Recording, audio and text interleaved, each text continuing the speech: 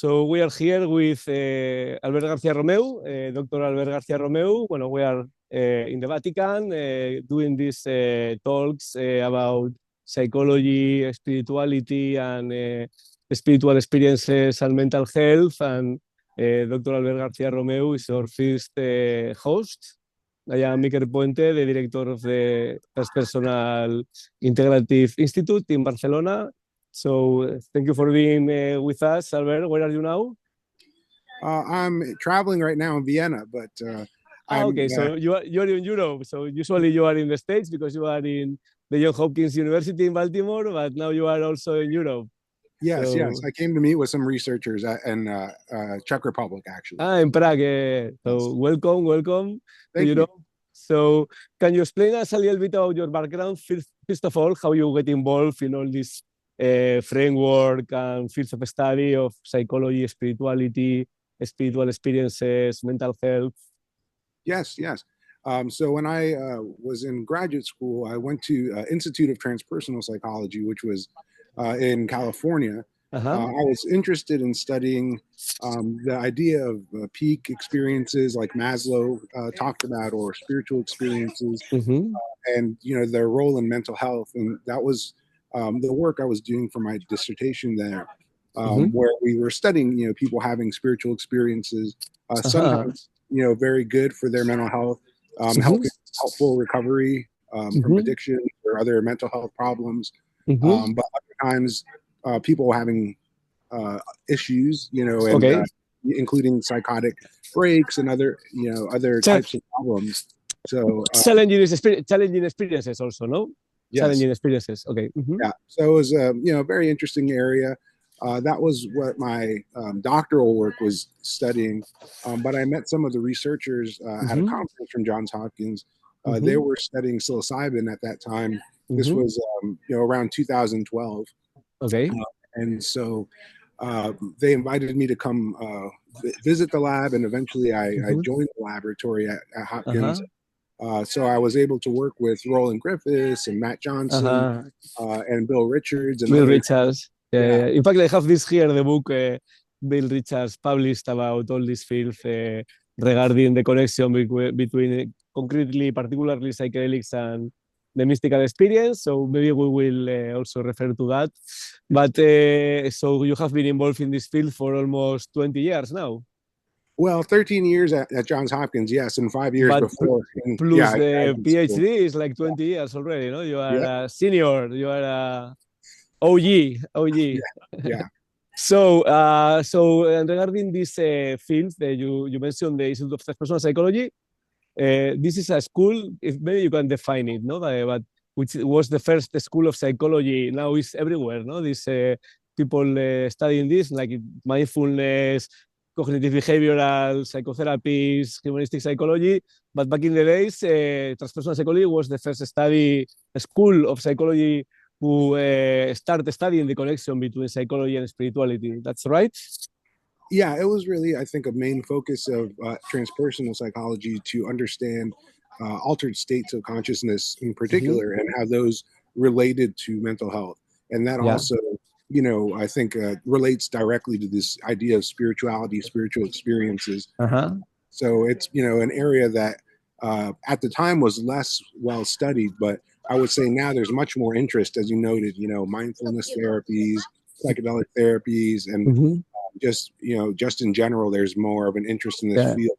It's getting mainstream now, no? It was new 50 years ago, 60 years ago, because this starts in the 68, 69, the transpersonal psychology, but now it's becoming mainstream. No? Well, Johns Hopkins, New York University, Imperial College, Yale, I mean, the best universities of the world are studying both psychedelics and mental health, and also mindfulness, meditation. So this is becoming more and more mainstream or well-known, no? Oh, yeah. Accepted. Even at Emory, they're opened a Center for Spiritual and Mental Health and Psychedelics as well. So it's, like you said, it's really expanding. Yeah. Well, us talking in the Vatican about this also is pretty getting to the main culture and Yes. to places we haven't been before, no? So, well, and you mentioned also Abraham Maslow, who developed this concept of peak experiences, and it was also this study, no, in the 60s, which you then replicate in Johns Hopkins University regarding the Good Friday study, no, regarding the connection of psilocybin and how or if a psychedelic can induce a mystical experience, because this was something that back in the days they talk about it, but no one has done the actual research. And Walter Pankey, which by the way was friends with Bill Richards, they worked together then in the States. He made his dissertation about this, no, the Good Friday experiment. Can you explain us a little bit how this was and the results of this study? Oh yeah, so that was one of the seminal studies early in 1963 that was conducted at Harvard by Walter Pankey for his dissertation, as you said. Uh-huh. And he was interested, working with Timothy Leary actually at the time, Yeah. if they could use high dose psilocybin to induce spiritual experiences. They took a number of seminarians, they were clergy in training in the theological school there. Yeah. During a Good Friday service at Yeah. Marsh Chapel in Boston. Yeah, this was in Harvard, no? In Harvard University, Yeah. the dissertation of Walter Pankey, yeah. Yep, and they gave half of them, placebo control, either psilocybin or medicine. During the Good Friday service in the chapel, they were downstairs. They were not upstairs, but they had an area set up for the experiment with all of these clergy in training. And what they found was that the ones who had taken the high dose psilocybin had much more spiritual types of experiences than the ones who had taken the placebo, the niacin. And so that was, I think, a very important study to show that these psychedelics could produce very profound spiritual types of experiences pretty reliably, because many, almost all of the participants in the study who psilocybin had a very meaningful experience. Yeah, this was like the half of the group took the psilocybin, and more than 60% of them have the full peak experience or mystical experience, no, regarding this questionnaire that was developed looking into the main characteristics of the mystical experiences, no? Yeah, that's correct. And not only that, but Rick Doblin did a really good study to follow up on that. It was about, I think, 30 years later. Yeah, 25 or 30 years later. Yeah. In fact, I will interview him also during these days. Oh, great. Well, he can probably tell you more, but what he found was that those people he was able to track down from the study more than 25 years later were still very convinced that the experiences they had there in the original study were extremely important, informative for their spiritual lives. Many of them did go on to become clergy, of course. So that was considered a very important experience for many of those people.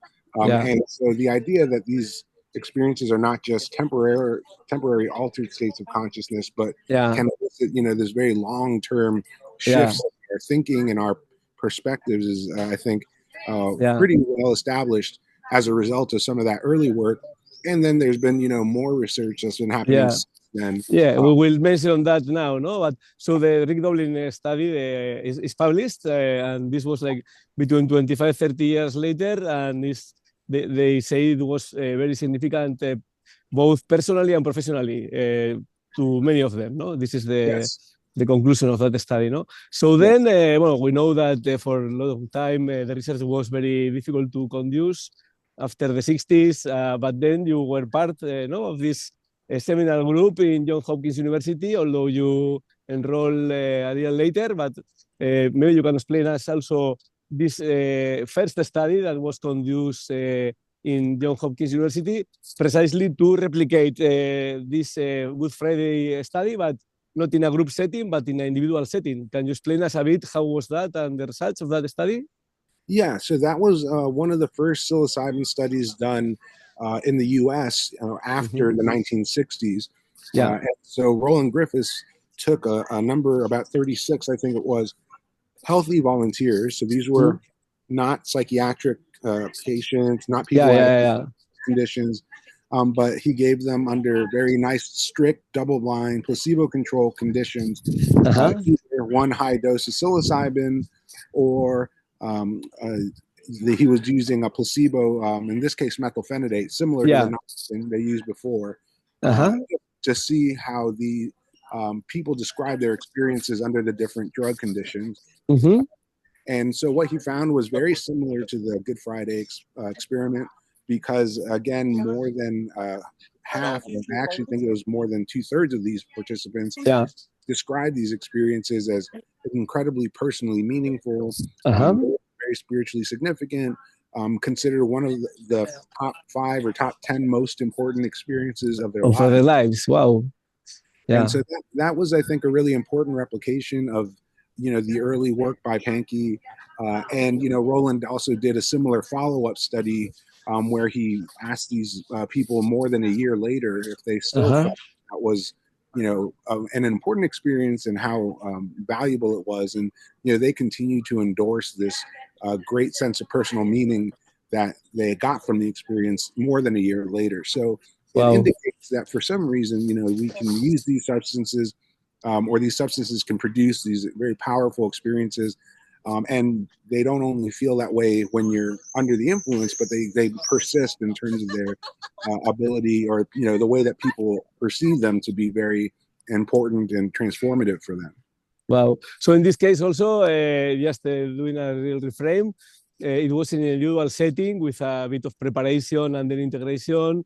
I think it was a couple of therapists, men and women, with each participant. In this case, around the 60 or 70% has mystical experiences, having a personal and spiritual, very meaningful value for them. And also they value that they were good for their mental health, no? That they also their life satisfaction and well-being was improved, no? If I am, that's right. They were saying really afterwards that after the psilocybin experiences, but not after the methylphenidate, they had significant improvements in their mental health, well-being, and their feelings of life satisfaction overall. And so that really was a useful indicator for us that perhaps we should be pursuing these types of interventions, maybe as part of a psychotherapy program, particularly for people with conditions like major depression, existential distress, or addictions. And so that is, So what has you, because these studies were published in 2006, the follow-up, the 14 months follow-up was published in 2008. So then you start conducting studies knowing that this mystical experience can be induced with psilocybin and having this effect in people. You were starting conducting studies with different conditions, including life-threatening diseases, anxiety and depression, then with addictions, then with depression, so with different populations. Can you explain us a little bit which studies you have conducted and in which degree this mystical experience play a role in the results also of these studies? Yeah, there have been a number of follow-up studies in populations with various mental health conditions. And so what we found was that, for instance, in people who had cancer with existential distress, so that's symptoms of depression, anxiety, of course, related to the cancer, that many of them, when they were receiving high-dose psilocybin, again, reporting these mystical type effects, they're also having high rates of remission and improvements in their depression and anxiety, and that these improvements in their mental health were directly correlated with the degree of mystical or unitive types of effects that they felt during their drug dosing sessions.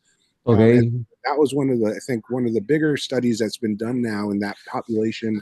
This was done both in Johns Hopkins and in the same moment in New York University, no? And you published in a very high impact journal, no? The Journal of Psychopharmacology in 2016, no? Yeah, 2016, they actually published two studies. One was done at Hopkins, one was done at NYU. They used slightly different methodologies, but they found very similar results, which is that these cancer patients, were reporting these really significant improvements in their depression and anxiety, and that those were related with the mystical and other types of subjective drug effects during the dosing sessions. So, and this study opens the door to link these oncological treatments regarding the psychological and emotional difficulties with psychedelics, no? And Bill Richards is working hardly with Brian Richards, his son, in this field, no? Yes, that's right. And so they've done now more replication studies in Maryland and also in other parts of the world that are working on collecting more data with cancer patients or other people with serious illness. So that has been one very promising direction for this work. Yeah. And this was already done in the 60s, by the way, no? Yes. Stan Grof and Bill Richards itself and this group in Spring Grove, they were doing this work, no? So then another study you have done is the study with addictions. In your case, you start with nicotine addiction, but there has been also studies with alcohol, other addictions. What was the finding with the nicotine addiction study and regarding the mystical experiences, which was one of your papers, no? If I am correct. Yeah, that's right. So Matt Johnson and I were working around the same time on this smaller study, really a pilot study to test the hypothesis that we can use these types of treatments specifically in addictive disorders. And, if you go back to the history of addiction treatment, and particularly Bill Wilson, who founded Alcoholics Anonymous, he often talks about this, very important spiritual experience he had that led him to recovery and then sobriety. And so that was obviously a very big part of the 12-step model, this idea that these spiritual experiences can help facilitate sobriety and recovery. So Matt Johnson started this study to test this in cigarette smokers, where we would give them 2 or 3 doses of psilocybin with some very standard cognitive behavioral therapy to see if the combination of those two things could help people quit smoking better than the talk therapy alone. And what we found in that small study is just 15 patients at that time, but still 80% of those people quit smoking and stayed abstinent all the way out until 6 months after the treatment. And so that really made it seem as though this was a viable treatment for smoking cessation. And, we also found a very similar result to the cancer patients, which was the greater mystical or unitive types of experiences that the more reductions they had in their craving to smoke and their later smoking dependence. And so this seems like a very important feature of the experience that might be a mechanism for psychologically for how these work. Yeah, it's like a conversion experience mostly, no? Like something like that. You really can change your behaviors after that, no? And your belief system and your emotional mood, and no. Yes, it really gives you this opportunity of making this change, no, happen. Yes, and particularly, when you combine with psychotherapy, I think you have a very good opportunity to create some targeted changes in people's thoughts or behaviors. And so that was the model there. We've since finished a nice, very well-controlled study, 82 patients who want to quit smoking. We haven't published the results yet, but we will publish them this year. I'll just say that, again, when we took people who either got a psilocybin treatment or a standard treatment with nicotine patches in this case to try to quit smoking, the people who got the psilocybin did much better, even with just 1 dose of the drug. So we'll hear more about that later, but I think that's just some of the work that's been focusing on addictions. Michael Bogenschutz at NYU has done also a very nice study. Alcohol. Yes. With people with alcohol use disorder. and they, also found a similar result, which was in their randomized trial, 90 people with the placebo control, people who got 2 doses of psilocybin with talk therapy experienced significantly greater reductions in their drinking compared to people who had just the talk therapy with placebo. And again, there's been some of their data showing also that those mystical experiences were important for that effect. Yeah. Wow. Well, there is the whole line of depression, but just to resume again, so we have that these mystical experiences can improve or be significant for healthy people, both spiritually and personally, increasing their life satisfaction and well-being. It can be very helpful, this kind of experiences in the context of psychotherapy with psychedelics, in this case, psilocybin, for people with different psycho-emotional conditions. But then I want to ask you for a third line of studies, which I think you are also conducting both in Johns Hopkins and NYU, and this is a replication of a study done in the 60s, is the mystical spiritual leaders study, no? With psilocybin for study the mystical experience and how this relate with the religious leaders' own background, no, in this field. Can you explain us a little bit about that, even though it's not published, but I know the preliminary data has been already published, the qualitative part, or at least present in different conferences? Yeah. The results are not published yet, but they hope that they'll publish them this year. So can you explain us the protocol of this study, how it's sure. being done? That was very similar to the Good Friday experiment, except as you said, not in a group setting. They had all of these different types of spiritual leaders, including rabbis, including priests, including different kinds of religious Christians, Buddhists, from different communities and different religions, no? Yeah. Right, from different traditions. And they were also in this sort of placebo-controlled trial where they either received a high dose psilocybin or a placebo to compare. And we, as I said, haven't found those results yet. But really, the idea was to try to understand what happens when you give these spiritual leaders a high dose psilocybin. Do they have spiritual experiences like was found in the Good Friday experiment? What kind of impact does it have on them personally in terms of their own psychological and spiritual development? And also, how does that impact their work as clergy or, in the community with their religious tradition? And so that is, I think, going to be a really interesting study. I've helped analyze some of the qualitative data. So I've, seen a number of these interviews where the participants describe very important changes in their perspectives after these experiences that they felt was helpful for them in their work. So I think that it's going to be a fascinating study when they get the results published. How many people have already participated in this study? How many spiritual leaders from different traditions? Approx, like 30, or how many people? I believe it was about 30, but I don't remember the exact number. It was somewhere between 20 and 30, if I remember correctly. Okay.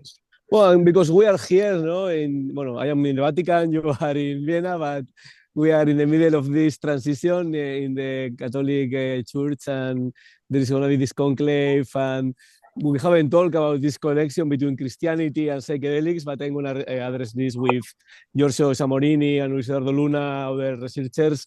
But which role do you think can play this kind of psychedelics in particular, no?